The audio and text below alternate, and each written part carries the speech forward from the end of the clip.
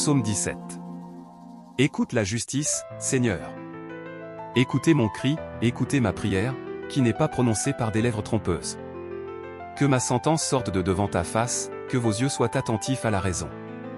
Vous avez testé mon cœur, tu m'as visité la nuit, vous m'avez examiné, mais vous n'avez rien trouvé, j'ai résolu que ma bouche ne transgresse pas. Quant aux actes des hommes, par la parole de tes lèvres je me suis éloigné des sentiers du destructeur. Ordonne mes pas sur tes sentiers, afin que mes pas ne glissent pas. Je t'ai invoqué, ô Dieu, parce que tu m'écouteras, tends ton oreille vers moi et écoute mes paroles. Montre merveilleusement ton amour inébranlable, toi qui délivres ceux qui ont confiance en toi de ceux qui s'élèvent contre ta droite. Garde-moi comme la prunelle de tes yeux, cache-moi sous l'ombre de tes ailes. Des méchants qui m'oppressent, de mes ennemis mortels qui m'entourent. Ils sont enfermés dans leur graisse, avec leur bouche ils parlent fièrement.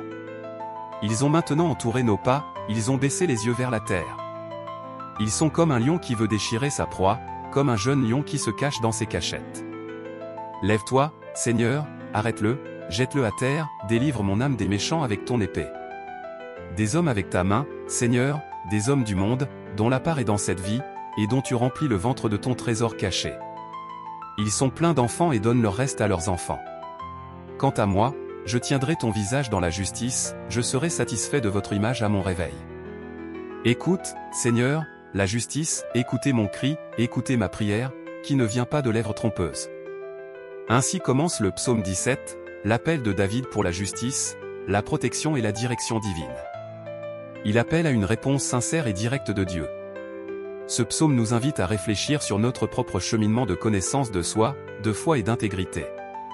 Au verset 3, David parle de l'épreuve du cœur, « Tu as éprouvé mon cœur, tu m'as visité la nuit, vous m'avez fouillé, mais vous n'avez rien trouvé, j'ai décidé que ma bouche ne transgresserait pas. » Il comprend que Dieu non seulement observe ses actions, mais sonde également son moi intérieur.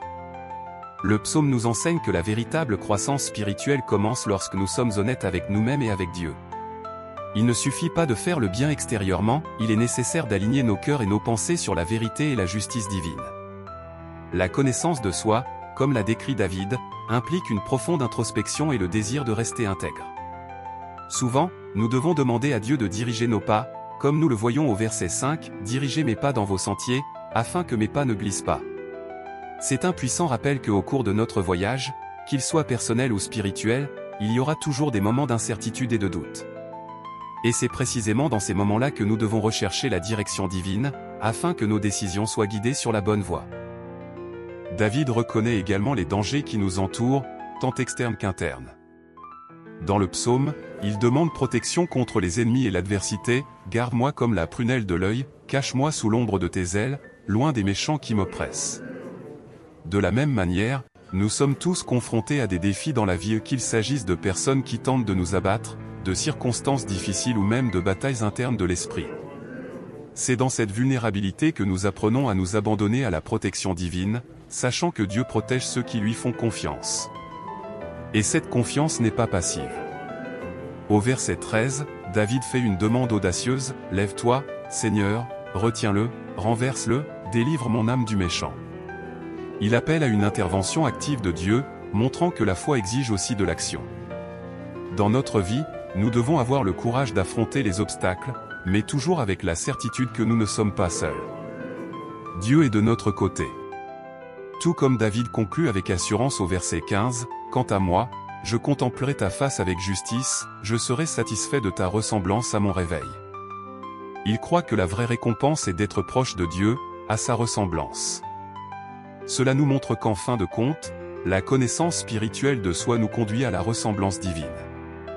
Ce que nous recherchons, ce ne sont pas seulement des réalisations terrestres, mais une transformation intérieure qui nous rapproche de l'essence de Dieu. Par conséquent, en réfléchissant au psaume 17, nous sommes appelés à aligner nos actions, nos pensées et nos intentions sur la justice divine. La vraie paix et la vraie satisfaction viennent du fait de contempler le visage de Dieu dans notre marche quotidienne.